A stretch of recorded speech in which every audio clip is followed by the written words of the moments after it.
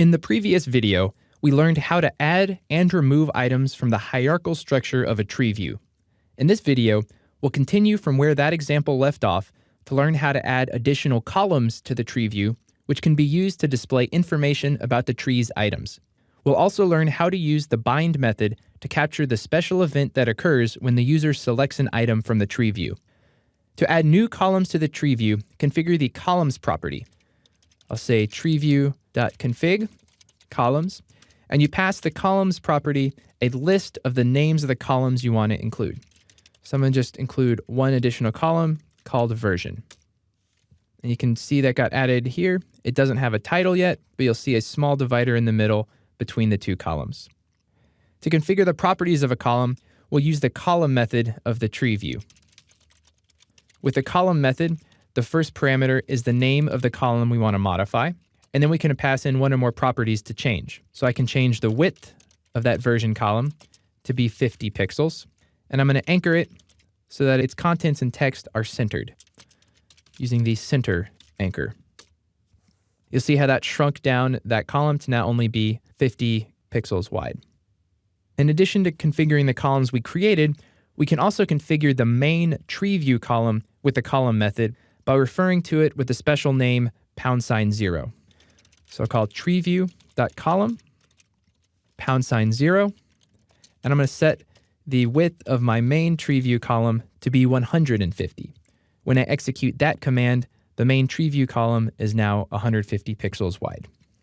We can configure the title to be displayed above columns by using the heading method. treeview.heading. We pass in the name of the column that we want to configure, and then we set the text property to the name we want above that column. So I want my version column to say version above it. And you can see that represented on the tree view. To configure the value contained within a slot of that column, use the set method.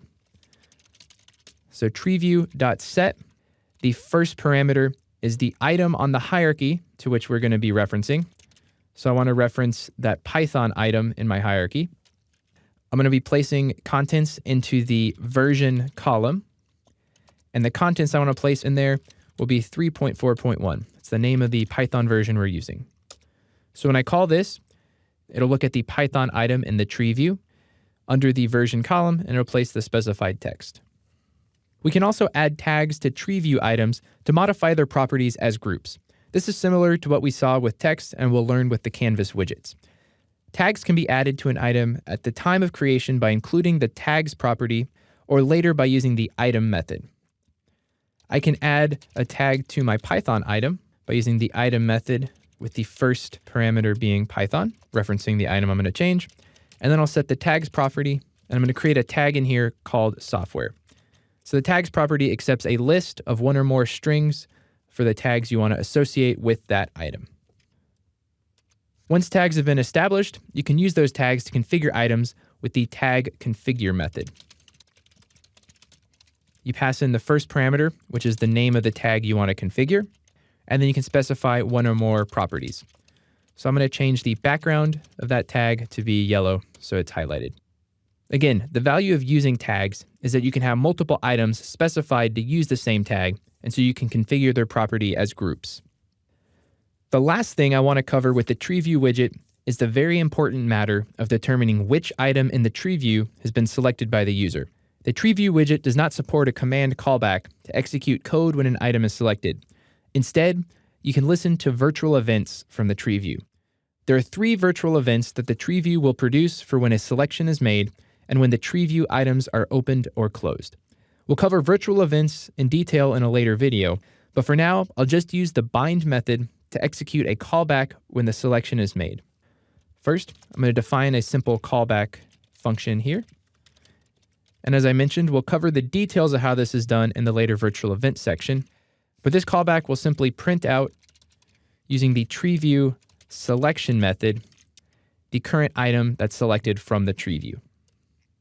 Now, to configure the virtual event with the tree view, I'm going to use the bind method, and I'm going to pass in the name of that special tree view selection event that occurs.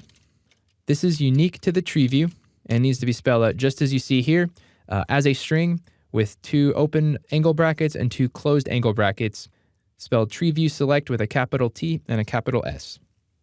And when treeview select occurs, I'm going to execute that callback function that we just described. Now that I've configured that virtual event, if I select an item from my treeview, you'll see it prints out a list showing which item is selected. Whether or not multiple items can be selected depends on the selection mode. By default, the treeview uses the extended select mode, which allows for multiple items to be selected at once. So if I hold Control, I can click and choose multiple items. You see that the list that's returned includes strings for each of those items that were selected. You can modify the select mode by setting the select mode property. treeview.config select mode equals browse. So the browse select mode will allow one item to be selected at a time.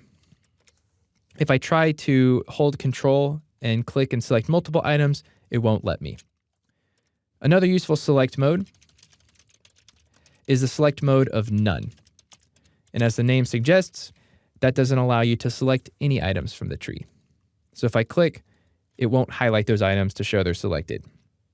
We can programmatically select tree items by using the selection add, selection move, and selection toggle methods. The selection add method will add the specified item to the selected items. So I'll add the Python item to be selected. And you notice that the previously selected item, which was first item, still remains selected. I can programmatically unselect items by using the selection remove method, passing in the name of the item I want to unselect. So I unselected Python there. And finally, I can toggle whether or not an item is selected by using the selection toggle method. Again, you pass in the name of the item you want to select, and it'll toggle that based on the current state of that item. So now my Python item is selected again.